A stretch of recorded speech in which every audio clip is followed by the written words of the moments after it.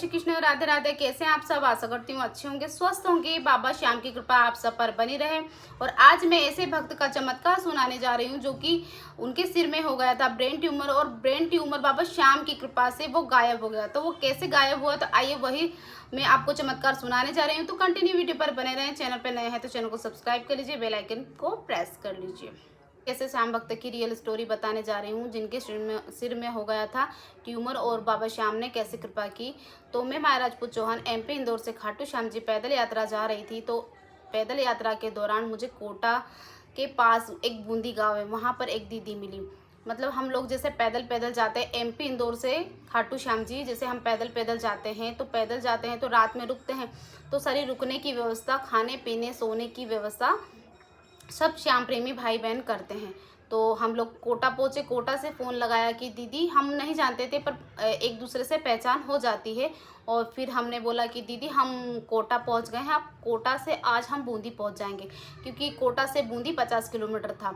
तो हमने सुबह ही उन्हें बोला कि हम शाम तक पहुंच जाएंगे। तो दीदी ने बोला सारी व्यवस्था आज की मेरी रहेगी, क्योंकि उनको रुकने खाने पीने की सारी व्यवस्था उन दीदी की थी। तो हम कोटा से बूंदी पहुँचे। अब बूंदी पहुँचे, सारी दीदी ने व्यवस्था की हमारी सोने रुकने की वहीं पर।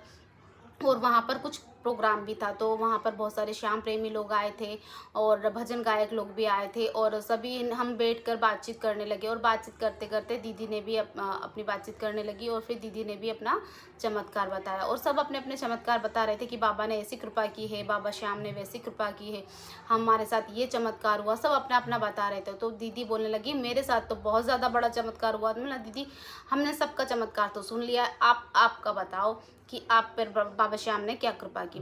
तो बोले मेरे सिर में ना ब्रेन ट्यूमर था, मेरे सिर में ब्रेन ट्यूमर था और मुझे बहुत ज़्यादा दिक्कत थी। तो बोले वो चमत्कार हमारे साथ में बाबा श्याम ने किया। तो हमने सोचा कि फिर मैंने बोला कि दीदी कैसे क्या हुआ आप बताइए। तो बोले जैसे तुम पैदल आए हो ऐसे ही पैदल यात्री पहले यहाँ से निकल के 2-3 साल पहले निकल के गए। तो बोले मैं उनको नहीं जानती थी खाटू श्याम बाबा कौन है क्या है। तो मैंने उन लोगों से पूछा भाई तुम लोग कहाँ जा रहे हो पैदल। तो बोले हम खाटू श्याम बाबा के पैदल जा रहे हैं। तो बोले अच्छा ठीक है। तो मैंने उस समय फिर पता किया कि भाई खाटू श्याम बाबा कौन है। फिर मेरे मन में ऐसा भाव आया कि मैं भी खाटू श्याम बाबा पैदल पैदल यात्रा जाऊंगी, पर मेरी तो तबीयत ख़राब है, मैं कैसे जा सकती हूँ। पर डॉक्टर को दिखाया उन्होंने, और जांच वगैरह की, रिपोर्ट में उनको ट्यूमर आया। घर की हालत तो बहुत ज़्यादा ख़राब थे दीदी के। तो दीदी ने बोला कि अब मैं क्या करूं, अब तो पूरी बर्बाद होने की कगार पे तो आ ही गई हूं, पर एक बार मैं दर्शन तो कर आऊँ मैं बाबा श्याम की, कि बाबा श्याम कौन है, दिखता कैसा है बाबा श्याम, कैसे हैं वो। और मैं भी जाना चाहती हूँ पैदल। तो उनके मन में ऐसा आया, पर उन्होंने सब पूरी जांचें करवा ली और ऑपरेशन की उनकी तैयारी थी। सारी तैयारी ऑपरेशन की हो गई थी, क्योंकि उनके सर में ट्यूमर था। और सारी रिपोर्टों में उनके जितनी भी जांचें करवाई सब में मतलब ट्यूमर ही बताया। अब इधर कोई पैदल यात्री जा रहे थे, तो उन्होंने दीदी ने कहा कि भाई हमको भी जाना है पैदल। तो बोले कि डॉक्टर साहब मैं तो पहले पैदल यात्रा जा रही हूँ और वहाँ से होके आऊँगी, उसके बाद ही ऑपरेशन करवाऊँगी, मरना तो यूँ भी है और पता नहीं क्या जीऊँगी कि मरूँगी मुझे नहीं पता। पर मैं ना एक बार बाबा श्याम के दर्शन करना चाहती हूँ कि बाबा श्याम है कौन, कैसे दिखते हैं, क्या है। तो ये पैदल जा रहे हैं तो मैं भी इनके साथ में जा रही हूँ। डॉक्टर ने मना किया, फिर भी उसके बाद भी दीदी चली गई, नहीं मानी। अब वहाँ दीदी पहुँची, पैदल यात्रा बूंदी से 300 किलोमीटर की दूरी पर है। मतलब इंदौर से, एमपी इंदौर से खाटू श्याम जी 800 किलोमीटर है, और बूंदी से जो कोटा है, कोटा के पास, कोटा से 50 किलोमीटर की दूरी पर बूंदी है, और बूंदी से 300 किलोमीटर की दूरी पर खाटू श्याम जी है। तो वहाँ दीदी वहाँ पैदल पैदल 300 किलोमीटर पैदल पैदल चल के मंदिर गई। और दीदी का नाम ही लोगों ने दवा गोली वाली रख दिया, क्योंकि दीदी इतनी ज़्यादा दवाइयाँ खाने लगी, तो उनको दवाई वाली दीदी के नाम से सब जानने लगे। तो वो बहुत चिढ़ने लगी कि मुझे दवा वाली ऐसे बोलने लग गए हैं लोग, और उन्हें बहुत बुरा भी लगता।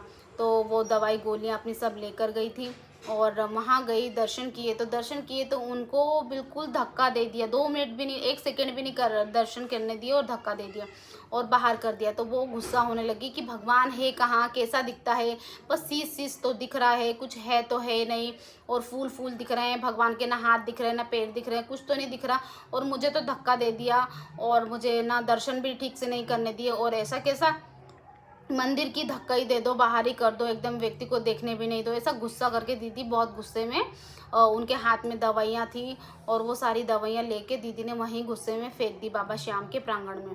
अब वहीं फेंक दी और वहाँ से आके जहाँ रुके थे वहाँ पर आके मतलब दुखी होने लगे कि भाई ऐसे कैसे यहाँ पर आज तो आई हूँ, आज के बाद कभी नहीं आऊँगी, ऐसे दर्शन, ऐसे तो मैंने कभी दर्शन नहीं किए और ऐसा कैसे लोग हैं यहाँ के कि दर्शन भी नहीं करने देते और धक्का देके बाहर कर देते हैं। और भगवान कैसा है, ना तो उनका हाथ है, ना पैर है, ना मुंह है, कुछ भी नहीं है। अब दीदी की मतलब समझ में ही नहीं आ रहा कि दीदी क्या बोल रही हैं, क्या कर रही हैं। और फिर दीदी जैसे तैसे करके घर पहुंच गई। घर गई तो दीदी ने सोचा कि अब भाई डॉक्टर इतना टाइम ज़्यादा हो गया है तो अब ऑपरेशन का तो डॉक्टर ने बोला था, तो अब मैं जाऊं हॉस्पिटल और ऑपरेशन करवाना तो है ही सही। तो दीदी डॉक्टर के पास फिर वही रिपोर्ट लेकर गई और डॉक्टर को दिखाई तो डॉक्टर ने बोला कि ये रिपोर्ट अब नहीं चलेगी, अब आपको नई जांचें करवाना पड़ेगी क्योंकि आप इतनी दूर पैदल होकर आई हो और इतने दिन हो गए हैं आपको, तो फिर से जांचें करवाना पड़ेगी। अब दीदी की कंडीशन बहुत ज़्यादा ख़राब थी, दीदी के पास पैसे भी नहीं थे, तो दीदी अब क्या करती। तो दीदी ने क्या किया कि सरकारी हॉस्पिटल जाकर अपनी जांचें करवाई। जांचें करवा कर फिर डॉक्टर को दिखाई तो वो रिपोर्ट में कुछ भी मतलब वो जांचों में कुछ भी नहीं दिखा रहा है, मतलब बीमारी कोई सी भी नहीं दिखा रही है, उसके अंदर दिखाई दे रही है। तो डॉक्टर बोलते कि जिस हॉस्पिटल से आपने ये करवाया है ना जांचें, तो वो मशीनें ख़राब होगी, आपको फिर से प्राइवेट हॉस्पिटल में ही जाकर करवाना पड़ेगा ये सब, तो ठीक से आपकी मतलब जांच रिपोर्ट आपकी ठीक से आएगी, ये सब इसमें बीमारी नहीं दिखा रहा है। तो बोले ठीक है। अब बेचारी परेशान तो थी, उसके पास पैसे भी नहीं दीदी के पास, और जैसे तैसे करके फिर उन्होंने जांचें करवाई। और जांचें करवाई तो दीदी क्या देखती है, हॉस्पिटल में जाके डॉक्टर को फिर से दिखाया। डॉक्टर ने बोला, डॉक्टर भी खुद हैरान कि मैंने इस महिला को मतलब पहले ट्यूमर था, 2-3 रिपोर्ट पहले भी इनकी आ चुकी है और ऑपरेशन करने की पूरी तैयारी थी और इनका ट्यूमर था और ट्यूमर है नहीं, मतलब एक बार की रिपोर्ट हो, चलो सरकारी मशीन ख़राब होगी पर प्राइवेट में फिर से करवाया तो उसमें भी मतलब बीमारी नहीं दिखा रहा है। उस दिन से दीदी ने दवाई गोलियां खाना बंद कर दी और दीदी पर बाबा श्याम की बहुत ज़्यादा कृपा बरसी और ऐसे दीदी का जो ब्रेन ट्यूमर था, ट्यूमर गायब हो गया दीदी का। और इतनी ज़्यादा बाबा श्याम की कृपा बरसी और दीदी बहुत ज़्यादा हालत ख़राब थी, उनकी कंडीशन ख़राब थी। आज वो दीदी बहुत सक्षम है, बहुत कृपा है बाबा श्याम की और आज वो गायक है और भजन बाबा श्याम के गाती हैं। तो ऐसे हैं हमारे बाबा श्याम, हारे के सहारे हैं वो और सब पर कृपा बरसाते हैं हमारे दयानिधि, हारे का सहारा बाबा श्याम हमारा। और आप लोग कहीं से भी मेरी वीडियो देख रहे हैं तो एक बार बाबा श्याम के दरबार ज़रूर जाना। खाटू श्याम राजस्थान के शिखर ज़िले में है खाटू श्याम बाबा का मंदिर, तो वहाँ पर एक बार दर्शन करने ज़रूर जाना। हारे का सहारा है बाबा श्याम हमारा।